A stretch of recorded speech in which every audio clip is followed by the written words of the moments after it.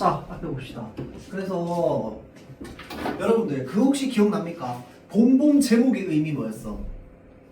순수한 오케이. 또 순환. 뭐라고? 순환. 그러니까 뭐의 순환? 계절 계절의 순환인가 동시에 무엇의 순환이기도 합니까? 장인과 주인공의 갈등.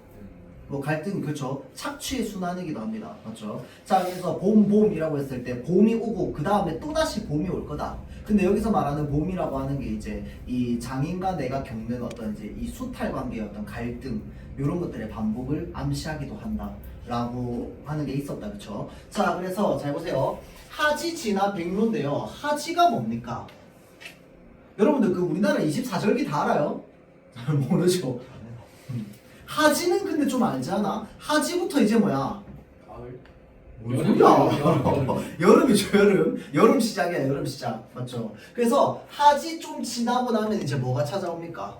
복날, 초복이 찾아오죠. 맞죠? 그래서 이제 초복 찾아오고 나면 그 뒤에 이제 중복, 말복해서 이제 찾아오고.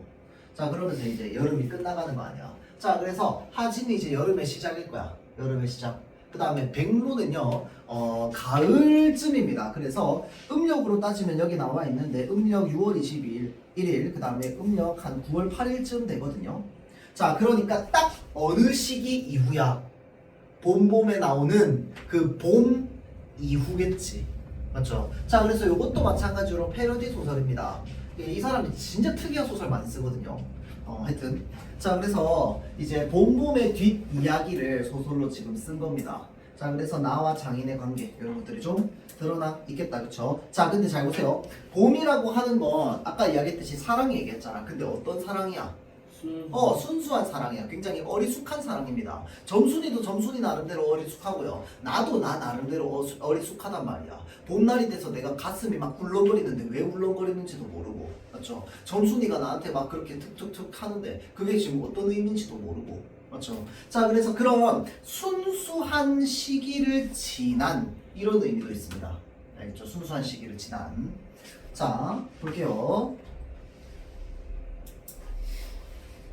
자, 장인입니다. 자, 어제 저녁 장인이 나를 찾아와서 그놈 이야기를 한답니다. 그놈 이야기. 나는 여러 감정이 들면서 작년 가을을 회상한대요. 나는 점순이가 18살이 되어도 여전히 장인이 성례를 시켜주지 않자 점순이가 일러준 대로 지주인 누구를 찾아갔느냐? 배참퐁댁을 찾아갔습니다. 그래서 자신의 억울함을 얘기하겠다고 하면서 장인을 협박했대요. 그러니까 여기에서 조금 이 나가 어떻게 됐습니까? 똑똑해진 사람이야. 똑똑해진 사람. 그 전에는 저기 결혼 안 시켜주니까 뭐 합니까? 자꾸 그 키 안 큰다 그래가지고 혼자 그 저기 산 속에 올라가가지고 저 밥그릇 올려놓고 빌잖아, 맞지? 빌면서 뭐 해? 지금은 이거 갖다 주는데 내 소원 들어주면 떡 갖다 올려드립죠 라고 하면서 막 치성도 드리고. 그 다음에 점순이가 혹시 너무 무거운 거 들고 다녀가지고 키가 안 클까봐 대신 들고 막 날라주고 막 그랬단 말이야. 맞죠? 굉장히 순수한 모습이야. 자 그런데 지금 여기에는 뭐가 나옵니까? 점순이가 일러준 대로 점순이가 말해준 거야. 야 이렇게 해봐라. 그래서 그 일러준 게 바로 뭐냐면 봐보세요. 장인은 무슨 계급이었습니까?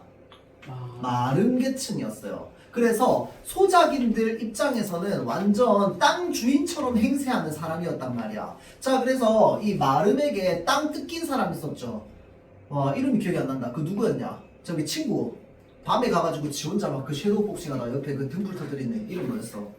그런 애가 있었어? 뭐라고요? 그런 애가 있었어요? 그런 애가 있었다니. 걔네 집에 밤에 가가지고 그 저기 뭐냐 막 얘기 듣잖아. 그 요약적 제시 나오는 부분. 몰세? 아닌데. 와 이름이 기억이 안 난다. 진짜 개성 없는 이름이었는데. 뭉태. 아. 뭉태 있었다, 그쵸? 자 그래서 뭉태는 이 장인한테 땅이 뜯긴 사람이었어요. 왜? 소작인이니까. 그런데 장인도요 누군가한테는 낮은 사람일 거 아니야. 그 누군가가 바로 누구야? 땅 주인인가? 땅 주인. 마름도 땅 주인한테는 뭐야? 그냥 저기 뭐냐 소작이나 마찬가지거든. 그냥 일 맡기는 사람이잖아. 저기 땅이나 관리해라고. 그래서 왜 다른 소설에 보면 뭐가 나와 있냐면 마름이라고 하는 게 소작인들 앞에서 마치 자기들이 지주인 행세를 하면서 진짜 지주인 사람들 앞에서는 뭐야 소작인인 척하면서 굽신굽신하는 그런 모습의 마름의 모습들이 이제 다른 소설에 많이 나오거든요. 자, 그래서 결혼 안 시켜주니까 이거 너무 부당하잖아. 나는 지금 부당하게 노동을 하고 있는 거잖아. 그래서 누구를 찾아간다고? 요 배참봉을 찾아간다고요. 그래서 이 억울한 사연을 막 말하겠다고 어떻게 하는 거야? 장인한테 막 협박하는 겁니다.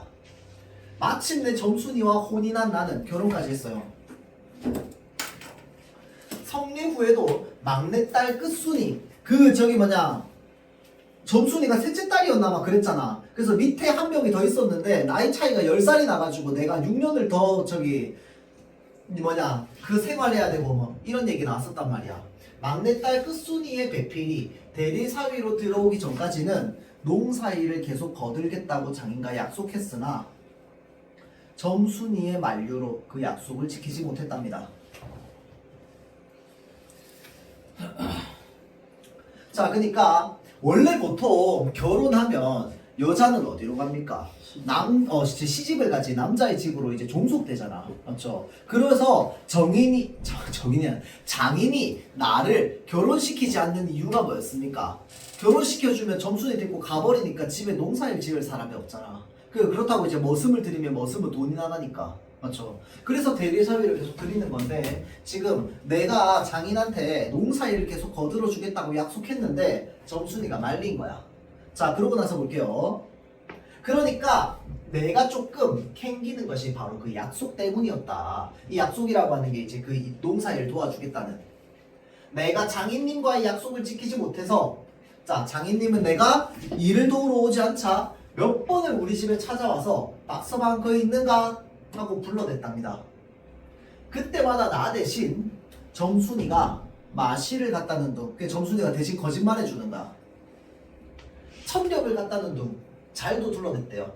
과연 점순이의 말대로 장인은 흠흠 헛기침만 몇 번 했을 뿐 예전처럼 지게 짝대기를 들지도 않고 성을 내면서 소리를 치지도 않았답니다. 이제 상황이 역전된 거죠. 난 이제 더 이상 대리사위 안 해도 되는 사람이고, 근데 나는 성격이 되게 착하니까 장인 도와주려고 했는데 점순이가 그러지 말라고 한 거 아니야, 상황이. 자, 그래서 우리 장인님이 또 급하게 대리사위를 드린 것이라 생각하니 관객이 났던 것처럼, 이 배가 아팠던 것처럼 속이 더 무르익해졌답니다. 자, 왜 그런데? 왜 속이 더 무르익해지는데? 이 대리사위 앞으로 얼마나 더 일해야 되는데? 몰라. 지금 점순이랑 10살 차이 나요. 그러면 점순이가 지금 18살이니까 얘 8살이란 얘기잖아. 맞죠? 그럼 얘가 결혼할 나이쯤 되려면 우리가 보통 3, 5, 2, 8, 15, 16살에 결혼한단 말이야. 그때가 결혼 정년기라고, 그때 당시에는. 그럼 뭐야? 못해도 한 8년을 일해야 되는 거 아니야? 좀 안타깝겠지. 맞죠? 자, 그래서 좀 마음이 불편하면서 속이 더 무룩한 상태입니다. 볼게요. 끝순이의 대리사위를 하겠다고 들어온 사내는 체격은 나보다 머리통 하나는 더 작았지만 눈꼬리는 마치 쪽제비처럼 위로 솟은 게 마냥, 잘 보세요, 어수룩해 보이지는 않은 친구입니다. 그러니까 어때 보여? 나는 되게 어수룩해가지고 뭉태의 말을 빌리자면이라고 돼 있잖아, 소설에. 본문에 원래 원문에 보면은 뭉태의 말을 빌리자면이라고 하면서 내가 원체 어수룩하고 그러니까 장인이 나를 계속 이제 부려먹고 그 다음에 이제 사위로 이렇게 대리사위로 데리고 있다는 거 아니야. 그 전에는 뭐 했어? 사위 부자라는 별명답게 사위 1년마다 갈아치웠다 그랬잖아. 맞죠? 자, 그래서 내가 1년마다 갈아치워지지 않은 이유가 뭐 때문이야? 생긴 게 어수룩하고 일도 확실하게 잘하니까 계속 데리고 있었다는 거거든. 뭉태의 말을 빌리자면. 자, 근데 얘는 지금 생기게 딱 어때 보여? 쪽제비같이 생겨가지고 어수룩하게 생기지 않은 거야. 좀 얕게 생긴 거야. 얕은 애처럼 생긴 거죠. 소학교까지 다니다가 돌림병으로 부모도 잃고, 자, 그 바람에 지 신세가 따분하게 여겨져서 이곳저곳 떠돌다가 우리 동네까지 오게 되었다는데, 나를 보자마자 형님 굽실굽실 해대는 꼴이 그리 썩 믿업지는 않았답니다. 자, 믿업지 않았다는 게 무슨 말이야?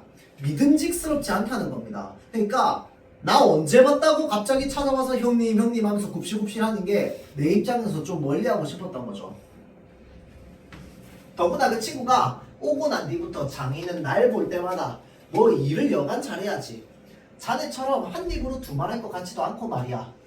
라고 이야기를 하는데 자네처럼 한 입으로 두말한다라고 하는 게 뭐야? 그 약속 지키지 않은 거 얘기하는 거죠.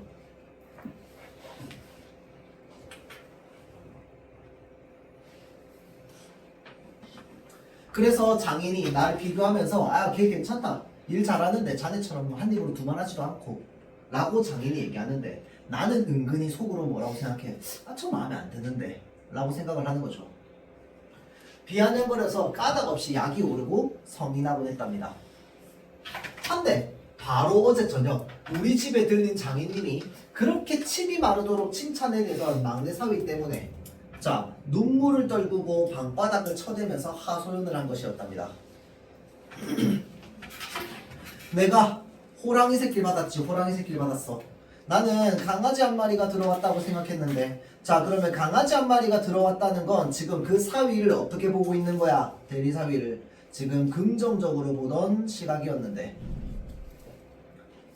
지금은 뭘로 바뀌었어? 예, 부정적 시각으로 바뀌었어.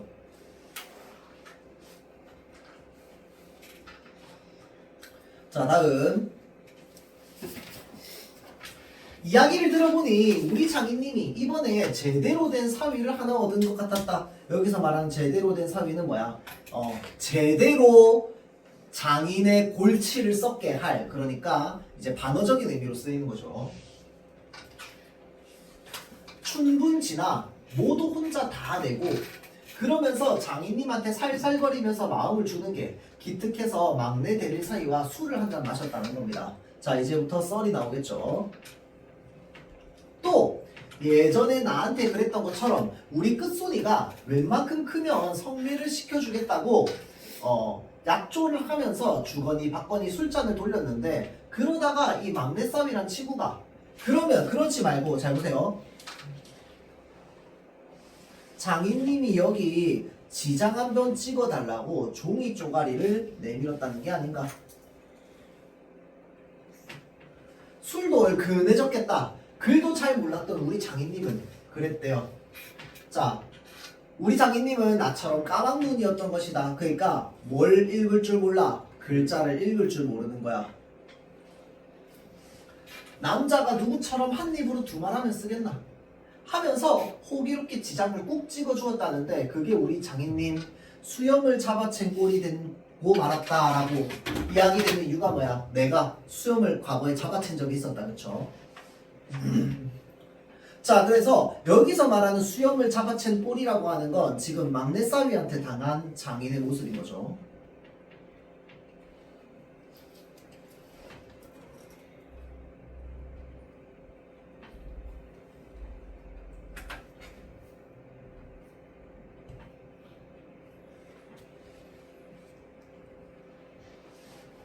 자, 그 다음 날부터 이놈이 일도 안 하고 밥만 축 내고 당장 꺼지라고 해도 빙장님 저하고 계약을 했잖아요. 저기 안목골 논만 제가 돌보면 된다고. 자 그러니까 아까 그 지장 찍었던 계약서의 내용이 바로 뭐야? 안목골에 있는 그 골짜기에 있는 논만 자기가 돌보면 된다 라고 하는 내용을 지장을 찍었다는 거죠. 자 그거는 제가 다 알아서 할 테니까 빙장님은 아무 걱정 마세요. 오늘 저녁에 어떻게 닭 한 마리라도 잡아서 술 한잔 하실까요? 이러기만 하고 아이고 내 팔자야 그놈이 우리 집 재산 다 축낼 판이네.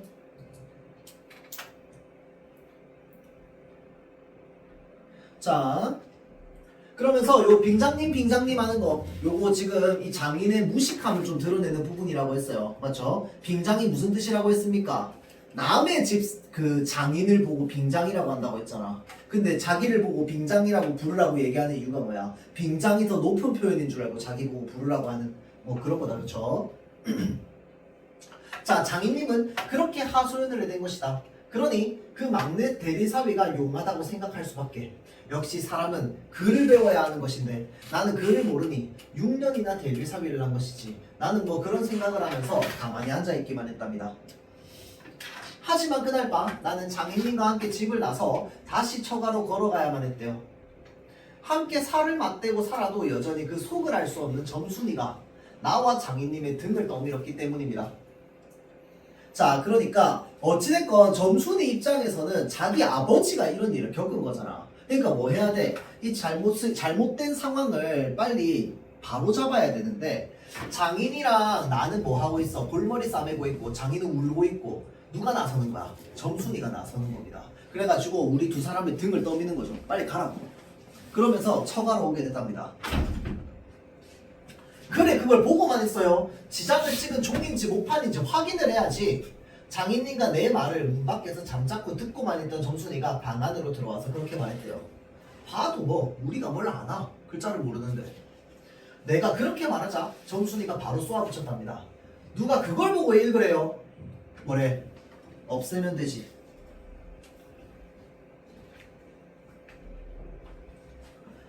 아버지 딱 마시기 엉뚱한 놈 소나기에 다 들어가는 걸 보고만 있을 거예요.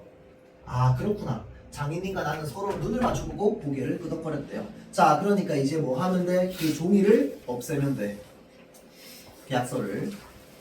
자, 장인님과 나는 어두운 밤길을 달빛에 기대서 걸어갔대요. 이제 하지도 지나 낮에는 뜨거웠으나, 이래서 이제 제목이 하지 지나죠. 자, 낮에는 뜨거웠으나 밤 공기는 그런대로 아직 시원했답니다. 비릿한 풀레도 자욱했대요. 어디선가 두꺼비가 시끄럽게 울어댔고, 자, 부엉이 소리가 끊어질 듯 끊어지지 않고 계속 들려왔답니다.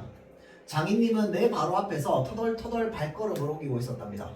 자, 6년 동안 그렇게 괄시를 하고 또 막내 대리사위를 얻었다고 으스대던 모습은 사라지고 어딘지 짜부라지고 맥 빠진 노인네 한 명이 걸어가고 있었대요. 장인의 모습이죠. 자, 그 모습을 보니 또 짠하고 안쓰러운 마음이 들었대요. 나는 착하잖아. 도와주고 싶은 거야. 그래도 성례시켜주고 등도 두들겨준 우리 장인님인데 나는 일부러 장인님에게 말을 걸어보았답니다. 장인님, 예전 생각나세요? 무슨 생각 말인가? 장인님이 힘없는 목소리로 대꾸했답니다. 왜 예전에 장인님이 제 바지가랑이 움켜잡고 매달린 건 말이에요. 그 소설의 마지막 부분이었다, 그쵸? 원래 원작 소설에. 풀벌레가 스르르 스르르 울기 시작했답니다. 그거 뭐 좋은 일이라고 기억을 해. 장인님은 뒤도 돌아보지 않고 그렇게 말했대요. 오늘 그거 다시 한번 해보자요.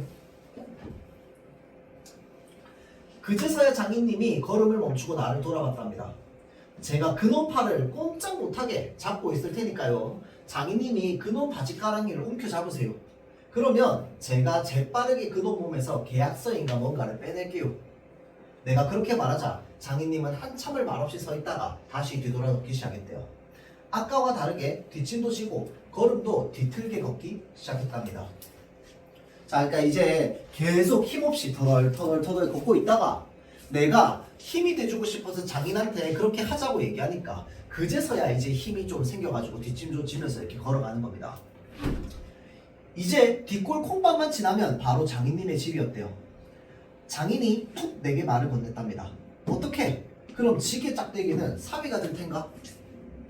자, 잘 보세요. 여기에서 이 지게 짝대기라고 하는 게 실제 원작에서는 어떤 역할을 합니까?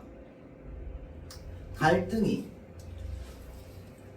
최고조에 이르게 되는 원인이 됩니다. 맞죠? 지게 짝대기로 어떻게 합니까? 아이고 배 아파요, 뭐 관객이 났어요 라고 하니까 이 자식이 밥 잘 처먹고 왜 이러냐면서 쿡쿡 찔러가지고 막 굴리잖아. 계속 때리고 그러다가 내가 맞는 게 너무 아파가지고 뭐 한 거야? 바지가랑이 잡은 거 아니야. 그렇죠? 자, 그래서 원작에서는 갈등이 최고조로 이루어지게끔 이제 되는 건데 지금 요 현재 이 패러디된 작품에서는 얘가 무슨 역할을 하고 있는 거야? 두 사람이 서로 화해, 그러니까 더 끈끈해지는 역할을 하게 하는 거죠.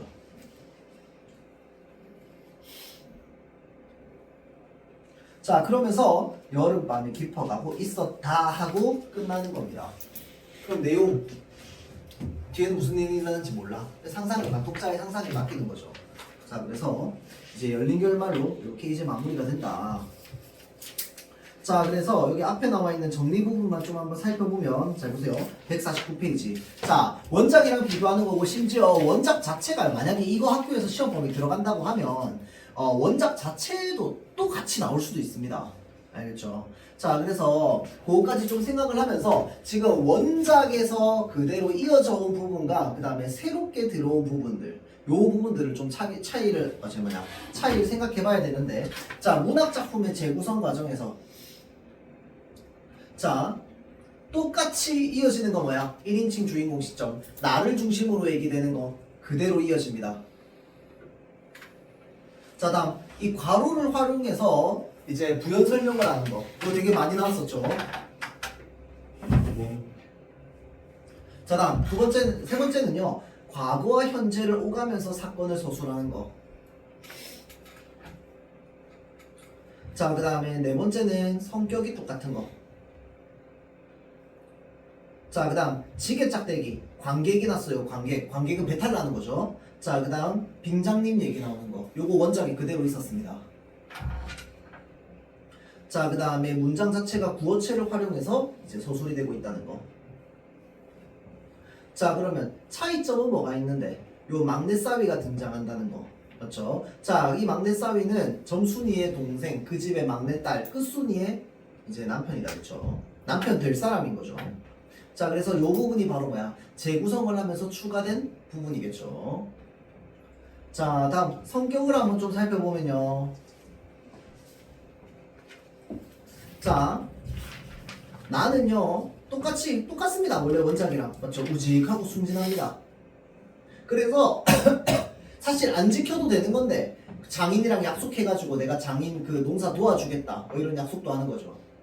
자, 장인은 어떤 면이 좀 두드러지게 나옵니까? 어리석은 면이 굉장히 두드러지게 나옵니다. 그래서 원래 원작에서 장인은요 어떤 사람이었냐면 굉장히 좀 뭐라 그럴까 표독스러운 사람이었단 말이야. 이기적인 사람이었고, 자, 그런데 지금 이 소설에서는요 장인이 피해자로 나오고 있기 때문에 굉장히 어리석고 좀 나약해 보이는 모습으로 나오죠. 자, 다음 점순이는 여전히 꾀가 많습니다. 그래서 이제 내가 장인님께 약속을 지키려고 가려고 하니까 가지 말라고 거짓말 막 하고요.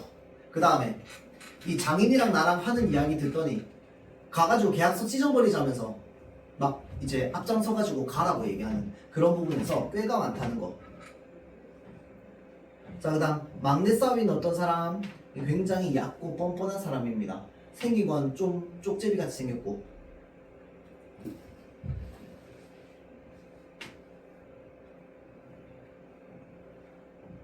자, 요 제대로 된 사위라고 하는 문장이 있었습니다. 자, 우리 장인님께서 제대로 된 사위를 만난 것 같았다라고 얘기하는데, 자, 여기서 말하는 제대로 된 사위라고 하는 건 이제 실제 의미적으로만 보자면 어떤 의미인 거야?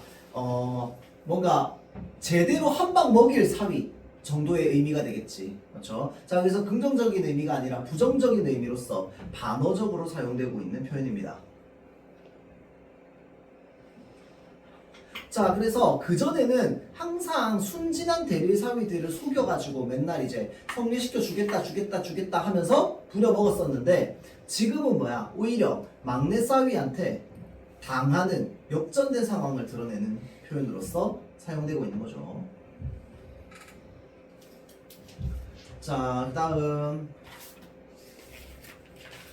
자, 이제 나의 심리 변화 부분 보면 본문 원래 원작이랑 비교해보면, 자, 장인의 예전 모습은 어땠는데요? 나를 맨날 무시합니다.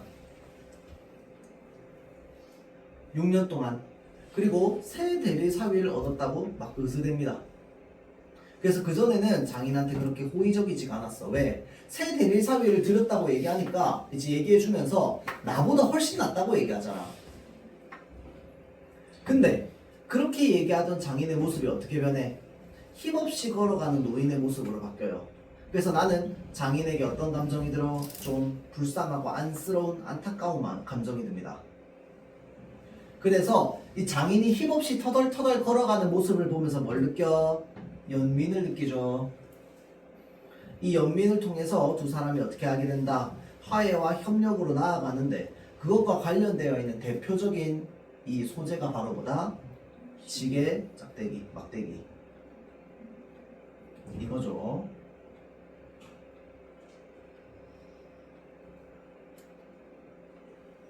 자, 그래서 그럼 지게 막대기는 사위가 될 텐가? 라고 하는 게, 원래는 나를 위협하는 도구였는데 이제는 내가 될 수도 있다는 농담으로 이 화해와 연대를 보여준다.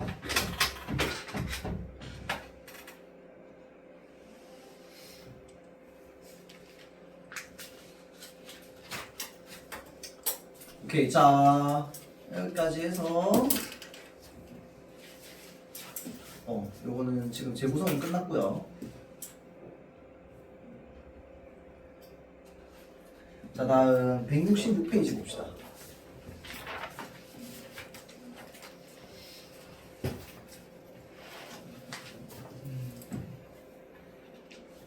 자, 요거는요. 아, 근데 이거 들어갈라나? 일단 뭐 모르겠다. 내가 리바운드를 안 봐가지고 뭐 뒤에 거부터 일단 다 끝낼 수밖에 없는데 지금 요거는요. 그 시는 시인데 이게 그 문학이랑 매체랑 연결되어 있는 단원이거든요. 그래서 요거는 지금 현대시인데 시를 뭘로 만든 거냐면 영상으로 만든 겁니다. 시를 영상으로 만든 거고요. 그 다음에 저기 요거 바로 뒤에 나오는 건 또 원래 그냥 책 소설이에요. 소설인데 그거를 그림이랑 같이 이제 엮어가지고 좀 만들어 놓은 겁니다. 자, 그래서 요거는 지금 식빵을 기다리는 동안이라고 해서요. 그냥 이 식빵이 만들어지는 그 과정을 지금 이제 시적으로 나타낸 겁니다.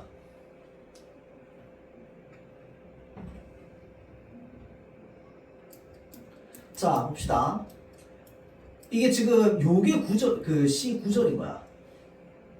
자, 보면 메모를 유지해가며 메모하고 싶고 찢고 싶고 마치 뭐처럼 메모지처럼.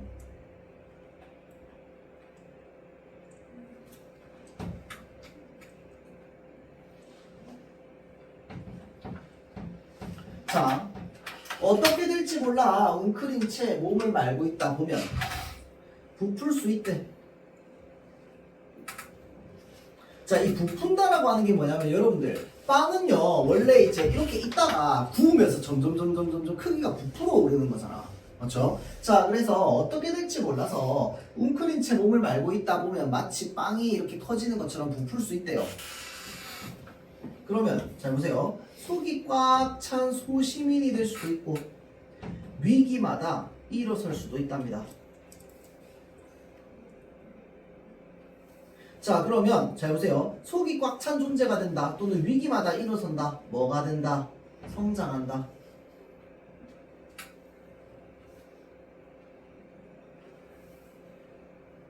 자, 다음 책 다 밑으로 식빵과 나란히 누워서 일광욕을 하고 싶어.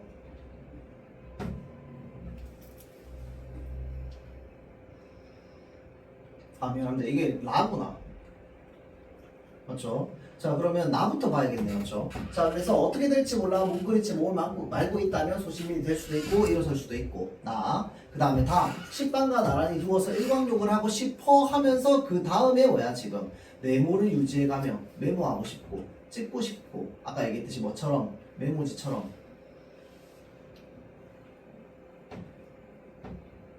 자, 책 안 읽어도 꾸준히 한 장씩 식빵만 먹으면 꾸준히 한 장씩 식빵만 먹으면 사람이 될 수 있대. 자, 뜯을 때보다 뜯길 때가 더 마음 편한 거래. 자, 꾸준히 한 장씩 식빵만 먹으면 이라고 하는 건 이 꾸준함을 통해서 지금 사람이 될 수 있다고 했는데 아까 지금 여기에서 위기마다 일어설 수도 있대. 그 다음에 소시민이 꼭 속이 꽉 찬 소시민이 될 수도 있대 라고 하는 부분에서 연결해가지고 우리가 생각해본다면 자, 사람이 된다는 것도 결국은 뭐야? 어떤 성장을 해낼 수 있다 또는 변화가 일어날 수 있다. 왜 빵이 만들어질 때 이렇게 웅크려서 말아져 있다 보면은 지금 이제 나중에 부풀어 오르듯이 뭔가가 될 수 있으니까. 자, 그리고 뜯을 때보다 뜯길 때가 더 마음 편한 거다라고 하는 건 자, 뜯기는 건 내가 지금 타인에 의해서 뭔가가 뜯기는 거잖아. 빵이 뜯긴다, 뭐가 된다, 종이가 뜯긴다 뭐 이런 것처럼.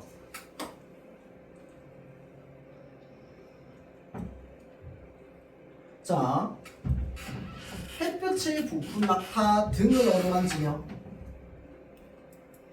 수고했어 라고 말해주고 싶답니다. 자, 햇볕이 부푼 낙타 등을 어루만진다 라는 표현이 나오는 이유는 식빵이 구워지는 모습을 이미지로 나타내는 거죠. 낙타 등이 동그랗고 갈색으로 봉긋 이렇게 솟아 있는데 그게 마치 뭐 같은 거야? 오븐 안에서 부풀어서 익어가는 식빵의 색깔과 비슷하기 때문에. 자, 그런데 낙타보다 식빵보다 내가 먼저 무너져 걱정이긴 하지만 이라고 하면서 자, 지금 자기 자신은 어떤 존재? 무너지는 것에 대한 걱정을 가지고 있는, 자신에 대한 불안을 가지고 있는 존재입니다.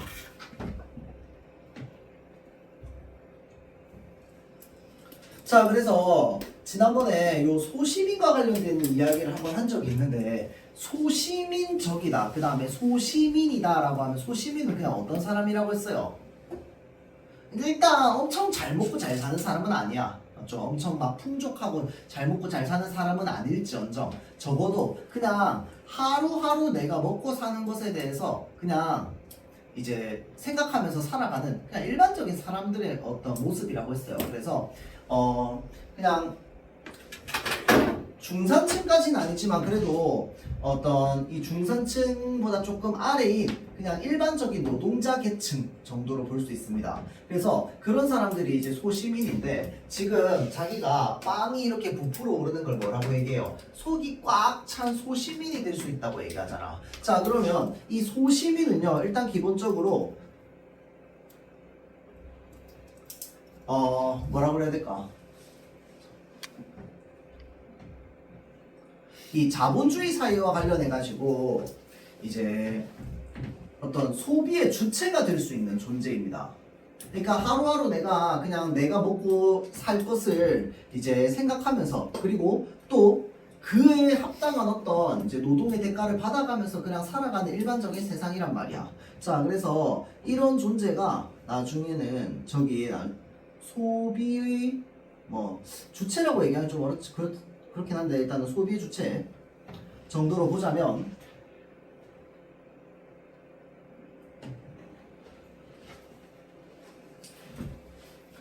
빵이라고 하는 건 자 봐봐봐 빵이 뜯겼다라고 하는 건 뜯겨서 어떻게 되겠어 나중에 뭐 먹을 거 아니야 먹힐 거 아니야 맞죠? 자 그럼 빵을 뜯어서 먹는다 먹힌다라고 하는 게 바로 뭐냐면 빵을 소비하는 거거든. 그러면 여기에 소비 주체는 빵을 소비하는 주체가 될 수도 있다는 거야.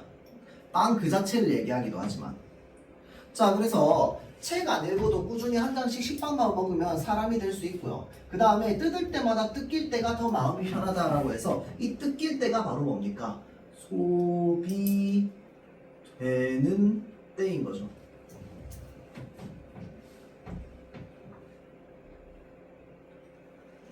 자 그러면 빵이 소비돼요. 그러면 빵이 소비되면서 누군가를 뭐 해줄 수 있어?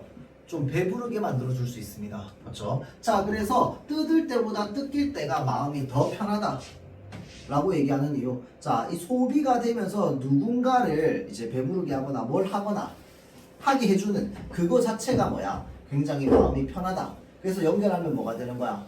지금 식빵이 뜯기면서 소비되는 특성에서 타인에 대한 배려나 희생의 가치를 발견하는 거죠. 소비되는 때가 바로 뭐야? 식빵이 뜯기면서 소비되는 때. 그게 마음 편하다.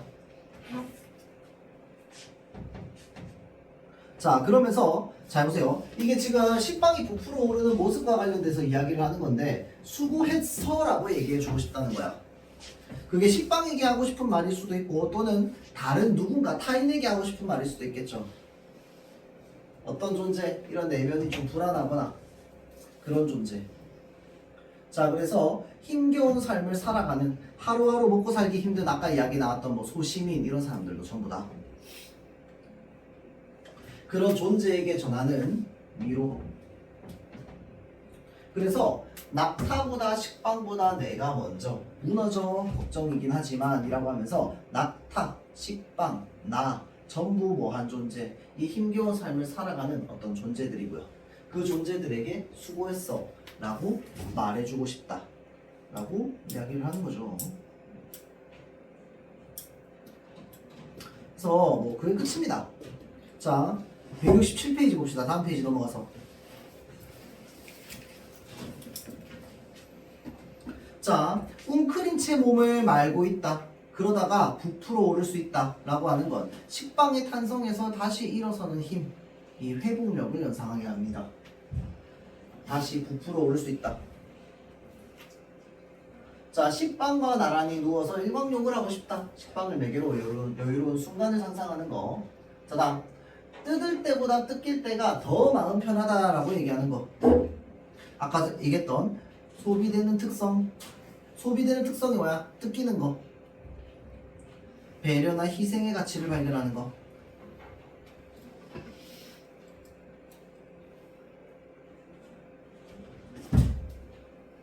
자, 식빵을 닮은 낙타를 위로하며 힘겨운 삶을 살아가는 자신과 타인을 위로하는 표현으로 뭐 한다고? 수고했다고 얘기한다고.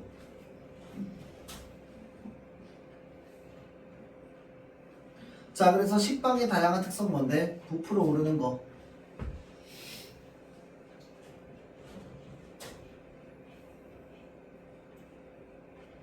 그 다음에 또 하나는 뭐야? 누군가에게 뜯기는 존재라는 거.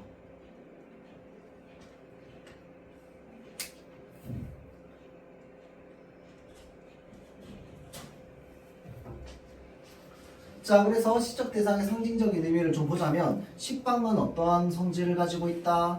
성장력과 회복력을 가지고 있습니다. 둥글게 이렇게 부풀어 오르는 게. 자, 그리고 아까 마지막에 낙타 나왔는데 낙타가 나온 이유는 고단한 삶을 살아가는 존재. 그리고 그 낙타도 있지만 누구도 있어? 나도 있어.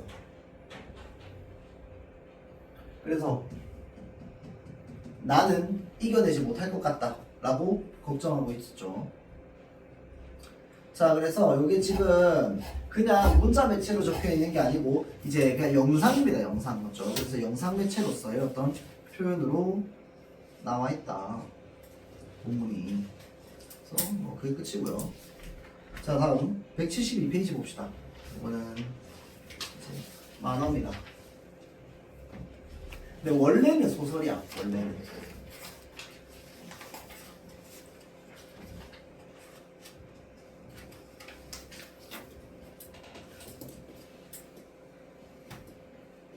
자, 봅시다. 제목은 그 많던 싱아는 누가 다 먹었을까라고 하는 작품이고요. 자, 이 싱아라고 하는 건 사실 나도 본 적 없어. 어떻게 생겼는지 잘 몰라요. 그냥 풀떼기입니다. 풀떼기.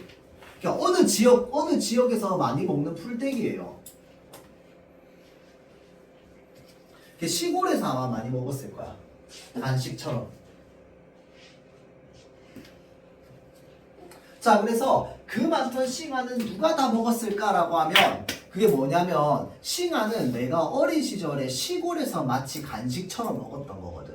근데 이 주인공이 나중에 서울로 올라가게 돼요. 서울로 올라가게 되면서 더 이상 그 싱아를 먹지 못하게 된 거야. 그런데 서울로 올라가서 싱아를 먹지 못하게 됐다라고 하는 게 크게 이제 그냥 이사를 해서 못 먹었다는 의미도 있는데 또 좀 더 넘어가면 뭐도 있냐면 나이를 먹어서 안 먹는다도 있습니다. 그래서 그 많던 싱아를 누가 다 먹었을까라고 하는 건 무슨 말이냐면 그때 내가 어릴 때 그렇게 많이 먹었던 그 싱아가 나는 이제 어른이 돼가지고 어른까지는 아니지만 좀 성장해가지고 더 이상 그 싱아를 안 찾는단 말이야. 그러니까 내 주변에 그게 없어. 그러니까 내 주변에 어릴 때 그렇게 내 옆에 많았던 싱아가 지금 나이가 먹고 나서 다 어디 갔을까? 라고 얘기하는 겁니다. 그렇죠? 자, 볼게요. 자, 일제강점기 말 시골 박적골에서 살던 나는 딸을 신여성으로 키우려는 엄마 손에 이끌려서 서울로 가게 됩니다. 이제 나를 신여성으로 키우고 싶은 엄마의 어떤 마음이었겠죠. 어린 시절 산과들을 뛰어다니며 자유분방한 삶을 살았던 나는 서울에서 외톨이로 지내며 고향을 그리워한답니다. 시간이 흘러 광복쯤 오빠가 취직을 하여 살림이 나아지고 엄마도 삭바느질을 계속하여 서울에 집을 장만한답니다. 1950년에 나도 대학에 입학하지만 그해 6.25 전쟁이 발발하고 나의 가족은 다리에 총상을 입은 오빠를 데리고 피난해 가야 되는 처지에 놓여 있습니다. 자, 참 안 보인다. 자, 서둘러 피난을 떠나십시오. 중공군이 38선을 통과하고 있습니다. 이게 지금 뭐야? 당시에 이 6.25 전쟁 당시의 어떤 모습입니다. 사람들 막 이렇게 있고요. 막 웽웽 하면서 이제 전쟁 났다고. 이게 사람들이 이제 대피하라고. 그래가지고 여기서부터 뭐 하는 거야, 사람들이? 짐 하나둘씩 다 싸들고 뭐 하는 거야? 피난 가는 거지. 그죠? 자, 병원 뒷뜰에 봐도 손수레가 하나 있어. 이렇게 얘기하는 이유는 뭐야? 지금 오빠가 다리에 총상을 입어가지고 못 움직이는 상황이란 말이야. 자, 그래서 여기다가 오빠를 싣고 이제 피난을 가자 라고 얘기하는 거죠. 자, 바위가 뻑뻑해. 녹이 슬었나? 야, 수레를 세워봐. 떠나자. 죽는 한이 있어도 가는 데까지 가다가 죽자. 자, 이렇게 내보내고 안 가고 있어봐라. 우리를 얼마나 못살게 굴겠니? 그 꼴을 당하느니 죽는 게 낫다 라고 하면서 이제 딱 돌려가지고 뭐야, 이제 바퀴가 도는 겁니다. 그래서 어서 오빠 부축해와. 그래서 이제 데리러 가는 거죠. 자, 그래서 지금 이제 이 전쟁의 상황입니다. 맞죠? 자, 중공군의 개입으로 엄동설안에 또다시 피난길에 오른 피난민들, 얼어붙은 한강을 건너서 목숨을 건 필사의 탈출을 시도하고 있었답니다. 그러니까 엄청 추운 날인데 사람들 다 어떻게 하고 있어? 지금 걸어서 그냥 강 건너고 있어요. 자, 다음. 자, 마지막 후퇴 대열에 무작정 뛰어들긴 했지만 우리는 점점 뒤처졌고 결국 겨우 무악재를 넘어가고 있었답니다. 무악재인데 우리가 보통 재면 언덕을 뜻하거든요. 그러니까 좀 오르막길을 올라가고 있었겠죠. 근데 지금 수레에도 누가 타 있어? 오빠가 타 있잖아. 무겁잖아. 여자 2명이서 끌기에는. 자, 그래서 영차 끌고 있습니다. 도저히 더는 못 가겠어. 자, 조금만 더 가자. 조금만. 한강 다리가 어떻게 조금만 더야? 엄마는 무자비하게 다그쳤고 나는 쌓이고 쌓인 분노가 당장 폭발할 것 같았답니다. 죽어도 못 가. 큰일 났네. 나는 정보로 오고 피난도 팔자가 있어야 가지 아무나 가는 게 아닌가 보다. 그러니 피난 가는 척이라도 해보자꾸나. 저 동네에 아는 사람이 있으니 저기 머물렀다가 세상이 또 한 번 바뀌어서 사람이 돌아올 무렵 우리도 피난 갔다 오는 것처럼 우리 동네로 돌아가자꾸나. 그 수밖에 없다. 이게 무슨 말이야? 그러니까 피난을 가는데 일단 한강다리 건너야 되는데 한강다리까지 가지도 못하는 거야. 너무 멀어가지고. 그래서 계속 가는데 어머니가 하는 말이 무슨 말이야 지금. 저기 조금만 더 가면은 내가 아는 사람이 저 동네에 있다고. 그래서 일단은 저 동네까지만 가가지고 저 동네에서 일단 하룻밤 자보자고. 그러면 세상이 갑자기 뒤집어져가지고 피난 갔던 사람들이 다시 돌아올 수도 있지 않냐. 그러면 우리 피난 가는 척 하다가 다시 이제 돌아가가지고 뭐 하는 거야. 이제 그 사람들 틈에 들어가서 다시 동네로 돌아오자 라고 얘기하는 거죠. 자, 가까운 피난지로 정한 동네가 다시 현저동이라니. 그러나 이상하게 마음이 가라앉으면서도 한 발자국도 못 아니 지금 밑으로 내려야 되구나. 아니구나. 여기 밟고. 가라앉으면서도 한 발자국도 못 움직일 것 같던 팔다리에 새로운 힘이 솟았답니다. 자, 층층 다리를 통하지 않고 올라갈 수 있는 길은 좀 돌게 되어 있었지만 손수레 때문에 그 길을 택했대요. 이러고 끝이야?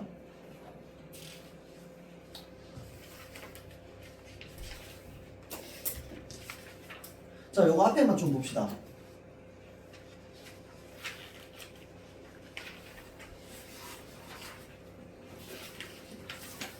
요거 만약에 들어가게 된다면 173페이지 보세요. 아마 요거가 좀 들어가게 될 가능성이 높습니다. 그러니까 원래는 소설의 내용이었단 말이야. 그래서 이 소설의 내용을 지금 이 만화 형식으로 바꿨을 때 들어가게 되는, 이거는 만화에만 있는 형식이잖아. 그럼 이 만화에만 있는 형식을 삽입하면, 이렇게 이제 사용하면서 어떠한 효과를 주려고 했는지 그 부분만 우리가 좀 정리가 되면 될 거야. 자, 그래서 지금 여기 보면 원래는 칸이 이렇게 나눠져 있어야 되잖아. 칸. 근데 여기에 지금 한 칸에 이렇게 왜 만화 보면 이렇게 나오는 경우가 많잖아. 자, 그래서 여러 개의 칸을 나누지 않고 한 칸으로 사용하는 이유가 뭡니까? 지금 전쟁의 상황을 훨씬 더 눈으로 좀 잘 보이게끔 하는, 생동감을 주는 효과가 있겠다. 그렇죠? 자, 그래서 헬기에서 피난을 독려하는 장면을 통해서 지금 이제 상황을 강조하고 있는 거죠. 피난을 가야 되는 상황이라는 걸. 자 다음 여기에 그림도 마찬가지로 헬리콥터의 모습을 확대해놨어. 뭐를 드러내는 거? 위급함을 드러내는 거. 상황의 위급함. 자 다음 피난 행렬을 드러낸 장면에서 어두운 색조를 사용하는 건 상황의 참혹함을 표현하기 위해서. 그림이기 때문에 가능한 표현입니다. 자 다음 말풍선은 날카로운 모양의 말풍선. 이것도 마찬가지로 뭐야? 위급함과 긴급함을 부각합니다. 그러니까 날카로운 모양의 이거 말풍선 여기 있습니다. 요거 서둘러 피난을 떠나십시오 라고 하는 부분. 날카로운 모양의 말풍선이죠. 자 그 다음 그래서 뭐가 많이 나와? 의성어가 많이 나옵니다. 이거는 뭐 모든 만화가 다 마찬가지죠. 의성어를 많이 사용하는 이유는 만화에서 생동감 있게 표현하기 위해서.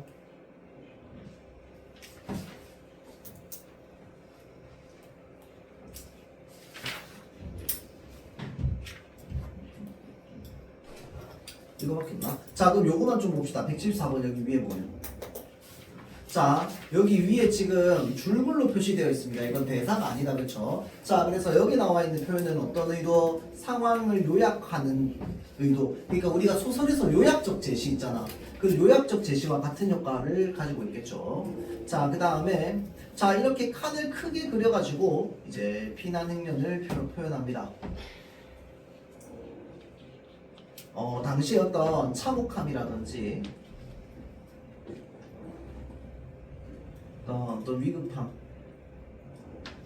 모습 이런 것들이 훨씬 더 생생하게 전달되겠죠. 크게 그려놨으니까 강조될 거고요.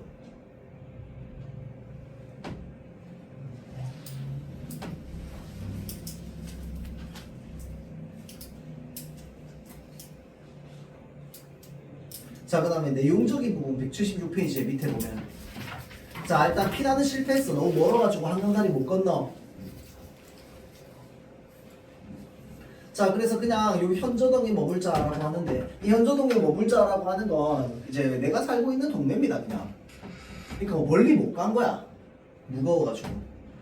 그러니까 현실적 대안을 마주하고는 이제 심리적 부담이 좀 해소되는 거죠. 그러니까 내가 사는 동네에서 조금 그냥 한 동네 정도 더 간 거야. 그래서 이제 거기 아는 사람 집에서 이제 잠깐 하룻밤을 머물겠다 라고 이제 엄마가 계획을 세운 거죠. 자, 그래서 여기까지 하고 마치도록 할게요. 그 여러분들 이 다음 한 주 쭉 진행하면서 학교에서 했던 모든 것들을 좀 자세히 좀 알려주세요. 좀 그거 맞춰가지고 좀 진행을 하도록 하고 다음 주 주말에는 지금 숙제를 하나 내줄 겁니다. 무슨 숙제를 내줄 거냐면 그 여러분들 3월 모의고사 앞두고 그 모의고사 관련되어 있는 그 숙제를 좀 내줄 건데 다다음 주 주말에 아마 그거를 좀 수업 시간에 하고 3월 모의고사는 좀 같이 하게 되면 좋을 것 같아요. 자, 마칩시다.